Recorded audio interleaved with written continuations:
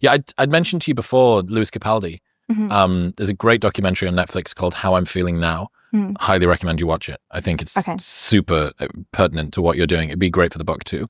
Yeah. So you have this guy who lots and lots of success, and the success causes him to develop he must have had a genetic predisposition for Tourette's. I don't know what Tourette's can't catch it, I don't think. So he must have had this predisposition in the pressure that he puts on himself, and that's coming from outside too. And the story he tells himself and the rumination causes his mental health to decline to the point where he's got this sort of tick, and his shoulders he's always doing this. It's like his whole body is contorting, and I think maybe it's 2 years in a row now. At least 1 year at Glastonbury, he stopped singing. He came out on stage, began singing, and then partway through the song was unable to continue. Had to get the audience to help. And that happened at a show at the O2, I think, which is in the documentary. And then they tried to bring this documentary into land at the end of 22 or 23 or whatever. It's like, and he took 6 weeks off and started doing yoga and stopped eating McDonald's, and look at him now. It's like, and then the updates since then are sad that a guy under an awful lot of pressure with a beautiful voice, with really, really wonderful stories to tell that make people feel things, feeling so much and being unable to handle it to the point where the very art form that he was built to do, he's unable to do on stage. So is he backed away from singing as a result?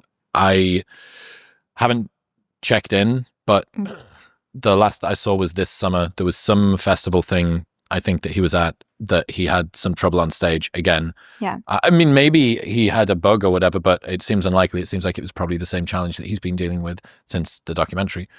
And that kind of got me thinking about the mental health thing affecting everybody all the way up. There's not really any hiding from it.